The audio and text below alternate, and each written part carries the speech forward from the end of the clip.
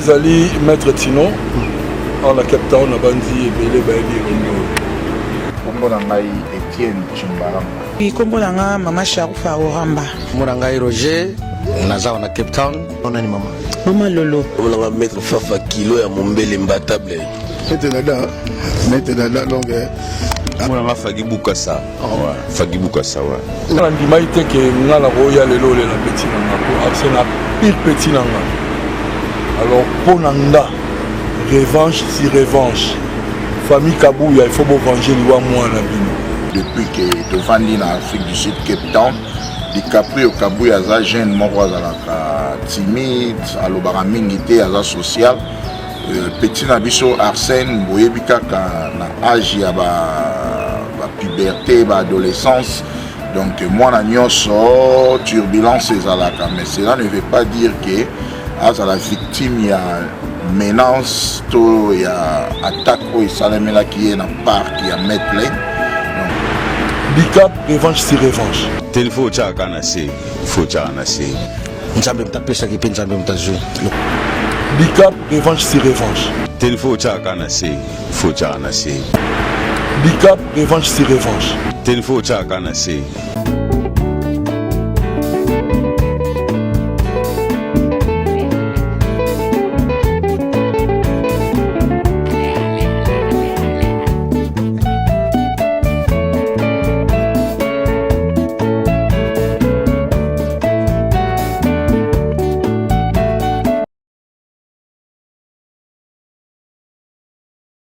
Naebi Arsène, naebi famille nae, mamie, DiCaprio dans wana pena ba bureau quoi. Baboma qui est-ce que oyebi pe bango po baza ba congolais pe. Ya naebi bango, naebi papa Eli, naebi papa Martin donc famille. Donc famille vraiment. Famille na famille de Babomani. Donc mambo ezaka pasi ya. Papa, diaspora ezalaka te na mboko. Diaspora ni. Diaspora ezalaka te. Communauté ezate monde tokutani boye. Ça c'est la communauté. Ce qui aussi si à moi la zone communauté Koufi diaspora ezalaka te. Ba oba beti baza ba kamada yanayi. Ezi problème. Elo kwa pele kinanga masanga pe ba ko betaye. Ube mwana nanga masanga nga ko betaye. Ezaka pasi. Oye komi. Eza pasi makasi. Il faut que les lacana bateau là. Nous sommes de cœur avec eux, toujours les lacana leki. Ou la tiki biso na ba condition moko. Il est parti à fleur d'âge, à un avenir moulaï. Mais vie sur kaka boye. Nous avons tapé ça qui peine jamais m'tazoué. Bicap, revanche si revanche. Telefo Tchaka Nase, faut Tchaka Nase.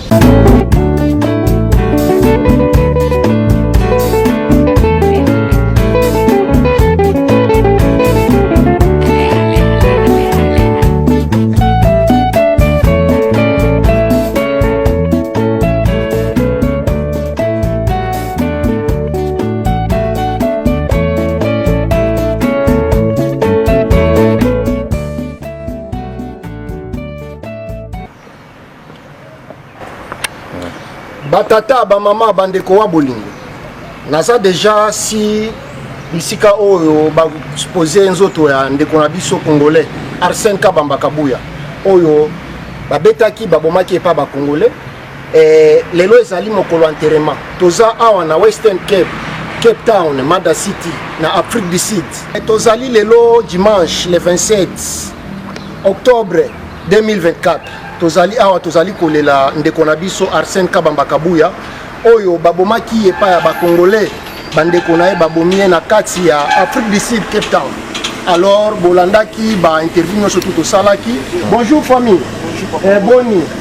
Okoya to kusa pardon kozoya à pied levé na banzi o ezali bisiko to kolela ndeko na biso oyo babomaki epa bandeko na biso. Nini okolo basiri yango? Revanche sur revanche. Revanche sur revanche. Nous allons Maître Tino, en la Cape Town, à Bandi et Bélé Baili Rondo. Il y a vraiment le long à l'andimaïté que nous avons roya le lot la petit nanga pour Arsène pire petit nanga. Alors pour Nanga, revanche si revanche. Famille Kabouya, il faut venger les moi la bino. pour nga na oto kunda moi na nga pe ba bomi na mbeli semaine prochaine et semaine passée pardon. Alors mon thème na nga vraiment renseigné. Ko ya romona ko la petit pas na nga ça nga bien te. Bicap revanche sur revanche. Ezali pas si peu mawa mais conseil ni nozo pesa na diaspora congolaise ezala ya Afrique ya Europe to Amérique. Est-ce que d'abord un toza la diaspora. Toza la diaspora te. Tolobaka na sima bato. Il est temps le diaspora à soi relève soi-disant diaspora. Qui diaspora ça na ba matanga ou bien na ba fête. Non, il est temps. Ce sont des épreuves au diaspora qu'on sait quelque chose. Alors pour nga pendant la diaspora de l'Afrique du Sud. Netinga ngamoko diaspora. S'il y a un problème, je dois traiter ça de ma façon. C'est ça. Merci mingi to kozo tambelete ozana zelozo tambusa. Lobani nya suka ko loba et puis mbote na ba ebio. En tout cas, na ba onyo so ba ebi maître Tino, bolimbisanga, bo toujours bandeko na tant suna lobi mabe. Mbote na bino tozali na salle tozela nzoto ya lekeya to lela elongo po babilela na ba o bazolela. Mais soi-disant diaspora, il faut faire quelque chose. Please. Merci mingi. Ah, toza na wapi? Toza na mboka nini? Ah, toza précisément na Cape Town, na Afrique du Sud. Toyo le la lek na biso la Catholic Church, na Station Road. Donc tozali awa po na le la lek na biso. Merci mingi maître. To sepeli ko pesa biso interview. Merci mingi. Tozali na ndeko na biso moko awa akota pe aloba. Bonjour papa, koko tarakati. Bonjour. Kombo na onani? Kombo na ngai Etienne Chimbalanga. Mwana mboka Etienne Chimbalanga okoloba nini na bandeko bazotala biso par rapport ya événement ya mabe toza nango oyo moko na biso babomi epa ya bandeko na biso bakongole? Juste message oyo ezali na diaspora congolaise précisément à l'étranger ndenge tozali awa Cape Town, Afrique du Sud et ailleurs biso bato vandi libanda eza pena mawa mingi ya kovivre ba genre ya ba comportement ya ba civique donc peut-être tokanisaki so tokatisi frontière tobimi mboka toko changer moi ba lignée tozala na ba éducation oyo tokuti awa tokozala civilisé lokola ba misusu bazalaki civilisé te na mboka mais ezali toujours regrettable na communauté congolaise toyebi te il faut qu'on renforcer civisme na kati ya communauté congolaise baena no ba s'intégrer te na moralité donc batu bazali na ba immoraux ebele tozali na ba antivaleur tozali na batu oyo bazali ko détruire société na kati na biso en tout cas toza ko senga kaka gouvernement na biso ou bien na ba gouvernement ya bamboka tozali ensemble to travailler pour na ko rééduquer communauté congolaise oyo azali kolinga ko s'intégrer toujours te na ba civilité moko oyo mutu normal akoki ko vivre yango moni ba incident ya boyoza koleka na kati ya communauté. Merci mingi mwana mboka, mais personnellement est-ce que oyebaki mwana mboka Arsène Kabamba Kabuya? Vraiment très bien, toza na ba affinité parce que grand frère naye DiCaprio ingénieur DiCaprio Kabuya aza ami. Donc, de vivre dans la diaspora pendant plusieurs années. Donc, tu es banni pas moins de 10 ans depuis que tu vendis en Afrique du Sud, Cape Town. DiCaprio Kabuya aza jeune moko azalaka timide, alobaka mingi te aza social. Petit na biso Arsène boyebi kaka na âge ya ba puberté, ba adolescence. Donc, moi na nyonso turbulence ezalaka, mais cela ne veut pas dire que à la victime, il y a menace, il y a attaque au Salamela qui est dans le parc, qui est à Medley. Donc, tout ça vraiment au sein de la communauté congolaise, vraiment tout le monde peut apprendre un peu la civilité, qu'on vivre mal dans la communauté. Parce que tout ça qu'on condamné les Sud-Africains, les Bomaka, mais par contre, comme ils bisondent, tout comme ils Bomana. Donc, tout ça a un problème, il y a un Mboka Est. Tu vendis sous les bandes awa, bazolinga toujours pour continuer dans le même comportement et rebelle. Tu considérer bango bazali na ngambu ya ba M23. Par contre, tu yaki awa pour la protection. Tu yaki awa pour tout tanga, tu yaki awa pour tout acquérir connaissance moko boye oyo to zwa quitter na mboka. Mais alors, tout moni bande kona biso bazali ko se comporter ainsi. Ba pasteur ba pantisango docteur, professeur, tout mais un peu pour recadrer, pour rééduquer la communauté congolaise. Merci mingi mwana mboka meli lobani nokoloba na famille ya Arsène Kabamba Kabuya o na minute oyo bazali ya kozuka ba perdre bango ndeko mwana yaya bazali na pasi na motema nini okoki koyebisa bango na minute lokola moko ya ba congolais moko na biso tutoza na pasi mais famille ndeza na pasi makasi koleka biso nini oyebisa bango? Vraiment, nous sommes ensemble avec la famille, c'est pour cela que nous sommes ici tous pour réconforter la famille. Donc encore une fois mes condoléances à la famille Kabuya. Et puis on a aussi na bango batika nyonso na maboko ya Nzambe. C'est la justice de Dieu qui justifie. Donc justice pe ya biso ya mokili awa ba kosala musala na bango makamyo c'est en marche wana ezali discrétion moko judiciaire ou etali ba avocat familial na bango na famille Kabuya. Nzambe pe azali courage toujours à la famille. Nzambe nde mutu azali maître de tout. Donc nous sommes ensemble avec la famille. Merci mingi mwana mboka, merci pour l'interview.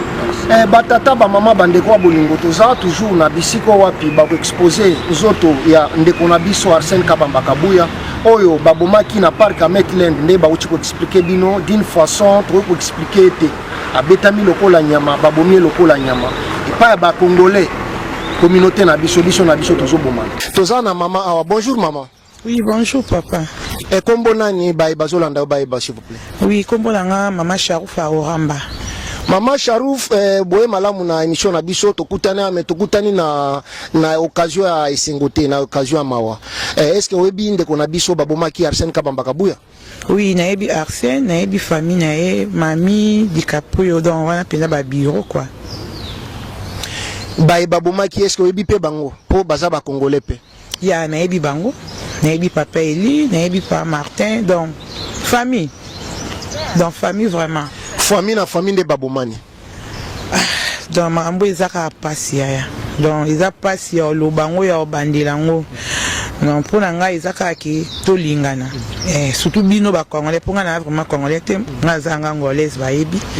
Donc on a rolo ba ki pona biso nyonso donc na mboka mpa donc tolingana. Donc eloko esali vraiment pasi ya pasi makasi donc eza pasi mwe ko bunga na mitema te jamais. Nobani nokolo bana famille na ye mama na ye bandeko na ye ndengo ibi bango bao bazana Kinshasa pacho bazana ngona motema ko kende kuna bango babumie pa bandeko na bango pe ba congolais okolo bana bango nini?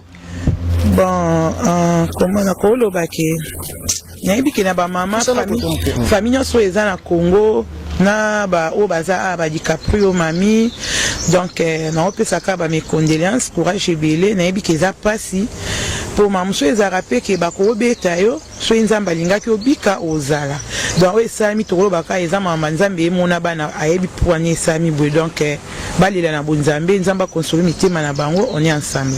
So conseil ni nokopesa na diaspora congolaise na mokili mobimba diaspora ya Amérique ya Afrique ya Europe o bazako se comporter na ba comportement mabiboui conseil ni nokopesa bango?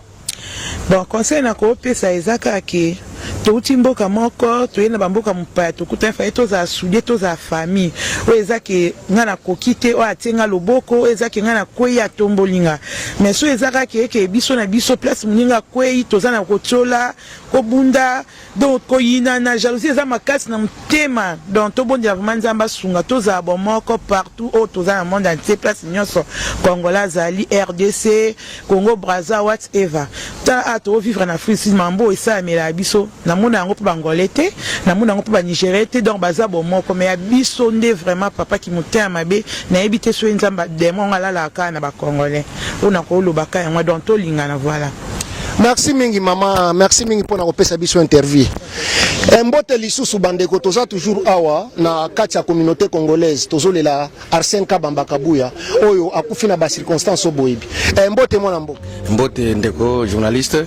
Kombo na nani mpo bazolanda yo bayebayo? Kombo na ngai Roger naza na Cape Town.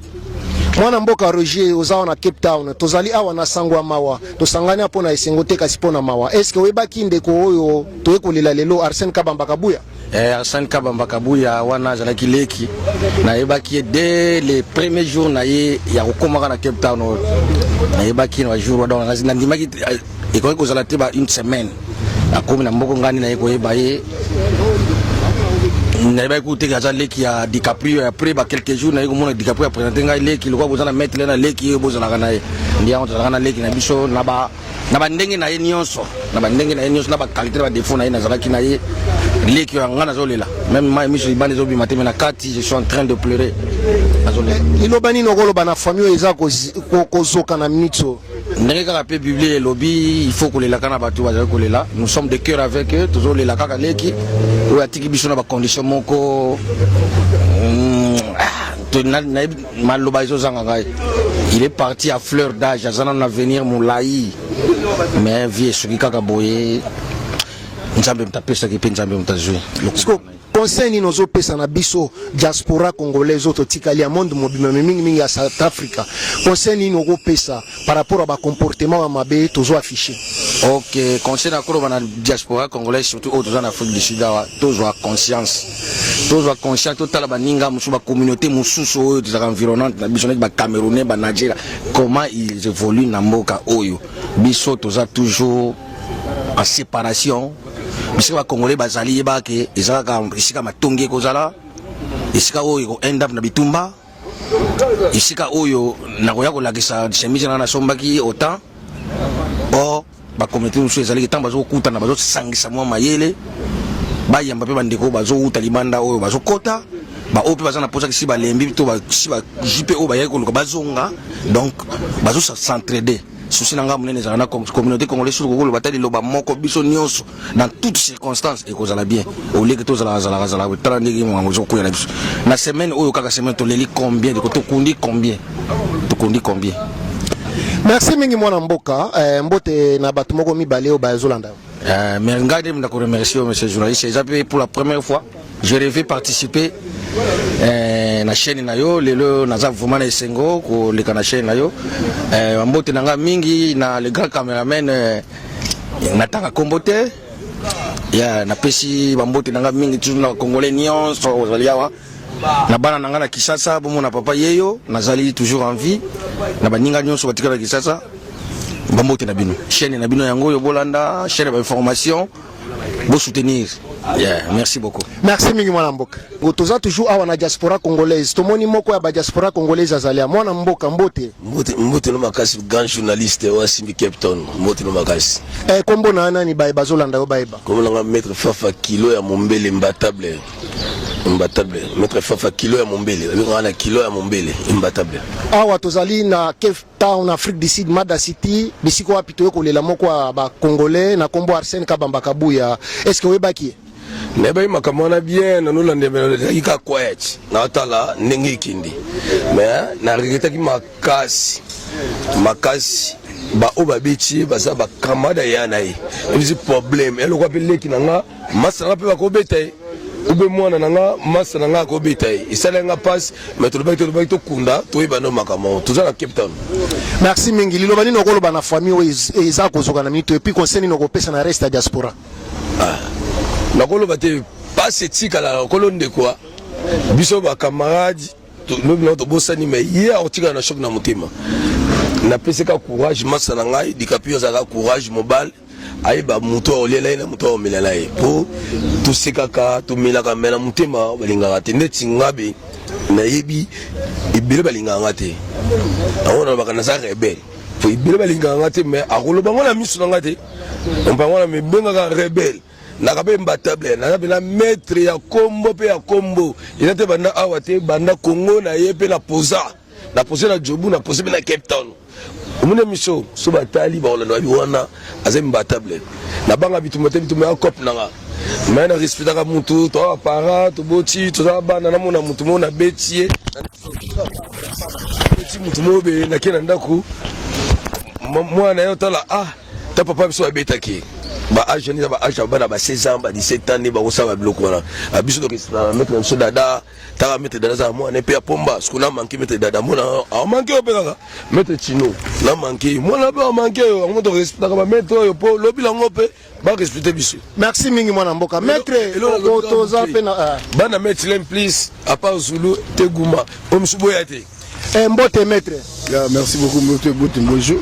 Kombo na ona ni ba bazolanda o ba mettre dada donc avec papa la chanson Jigoro baibinga baibi bon toye ko lela petit na biso vraiment donc leki a DiCaprio petit Arsène donc toye ko lela ya parce que ilo wone sa biso mawa parce que petit azana biso to zale ba événement mingi zala na Cape Town en tout cas to zale surtout Route du Soc Salt River Medland Brooklyn Pérou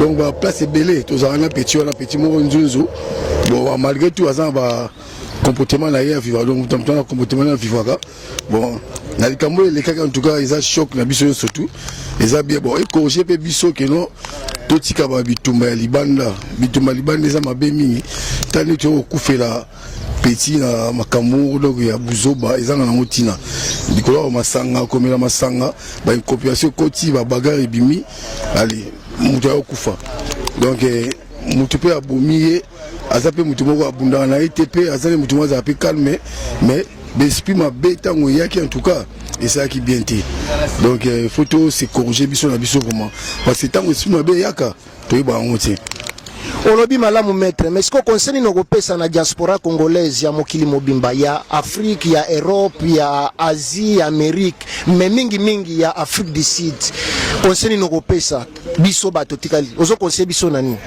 bon conseil ça que non on peut ça conseil pour le monde entier en tout cas Toyo kana vraiment Toyo kana tous les Congolais biso nyoso Toyo kana vraiment parce que biloko leki oyo ba pays monsieur et c'est qui biso makasi mais c'est qui biso mingi vraiment donc sur tel surtout ba sud africain pour biso vendre dans l'Afrique du Sud ba c'est qui biso mingi ba que non comment Congolais boko bo abino donc Toyo kana vraiment mais les Camerounais zandé ni Toyo ba né to ko traiter en tout cas ils a vraiment bien été donc Toyo kana ils a bien été vraiment les Camerounais donc et plaire biso nyo surtout vraiment tous en maïlé dans le monde entier vraiment et le binango Patrick Chimanga, le journaliste le plus célèbre, à l'obéissance, Toyo Kana vraiment dans le biso congolais. Même au moment où Mouninga vraiment en attend passer, aider vraiment donc ça a été que non, bah menace mon moutar no kufa vraiment, ils a bien été. Donc moutar dit mais t'es quand kufa tala, pas on les cas. Donc toujours les là, l'autre est kunda donc tout ça n'y a boy.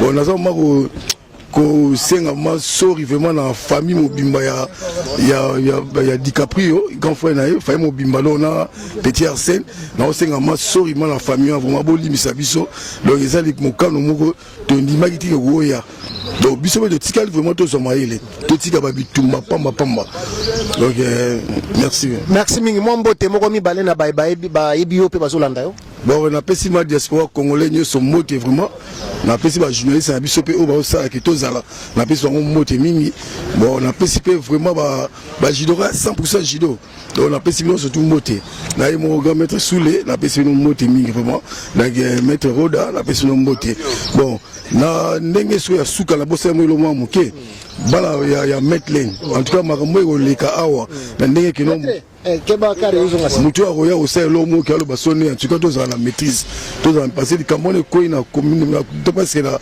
place monsieur ekoi na Medland donc tozala na maîtrise mingi donc so likambo na eye mutu ayo osala provoquer en tout cas toni mapasi wana ezala pour imiter eza te non à reprocher biso oyo beti le coffre mamo te bongo bien ti parce que le coffre vraiment bon madon to bangango en tout cas merci vraiment donc merci mingi maître bisonde to sengi merci panayo OK tozali na ndeko na biso aza moko ya ba diaspora congolaise Afrique du Sud na Cape Town Mada City mbote ndeko wande mbote papa kombo na onani kombo na Fagibuka sa ouais Fagibuka sa ouais namoni oya wa kulela ndeko na biso Arsène Kabamba Kabuya est-ce que oyeba qui personnellement ouais normalement na ba qui vraiment na ba qui azaki un bon garçon abanda sola bien ouais bon ndeka makambo yaka bon ndile plutôt kulela mato mais na ba qui azaki na mutu malamu Merci mingi koloba ki oyebaki aza mutu malamu et puis présence na pona kolela ye conseil nino kopesa na biso ba congolais to tikali ya diaspora izala ya Afrique du Sud ya Amérique ya Europe partout na monde na ba comportement conseil nino kopesa biso poto zape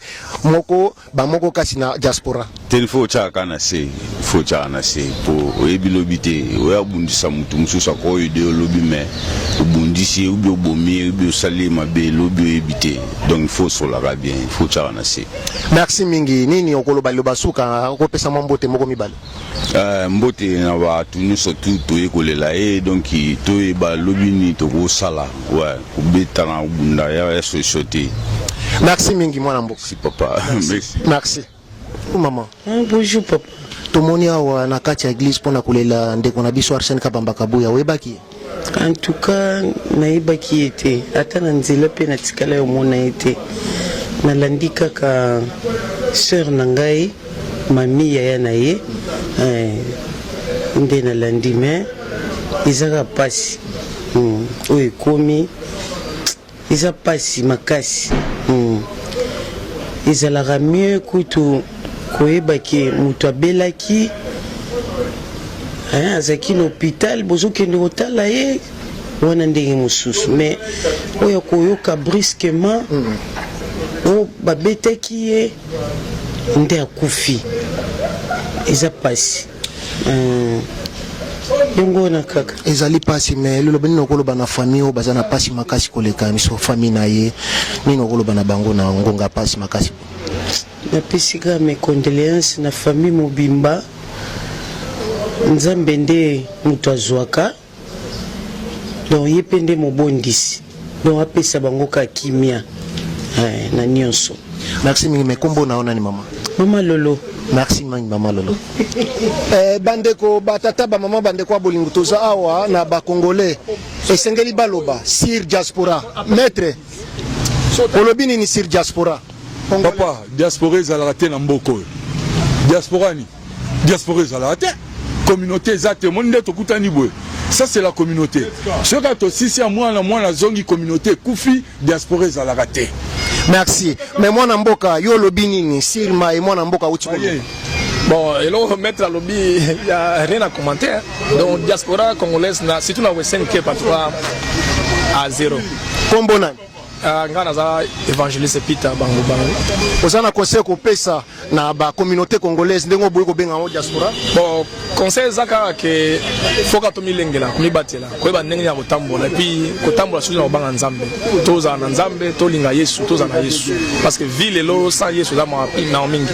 Merci ya mutu ya yango. Merci mwana mboka kombo nani kombo nga papa Boni vraiment eloko nga na koko bakisa na o papa Peter otikoloba ezaki communauté na biso totambola na obanga nzambe omoni mboka oyo nde toye na mboka oyo soko lingo vanda tambola ina mboka to remarquer ke bato mingi bakufa ezaka ba jeune oyo bazo dépasser même mata 40 ezaka vraiment pas si communauté toyoka kokunda ba leki na biso vraiment oyo ntamu susu avenir eza mulayi likola makambo mike tozo perdre vraiment bande vraiment eza pasi. Merci mingi mwana mboka na base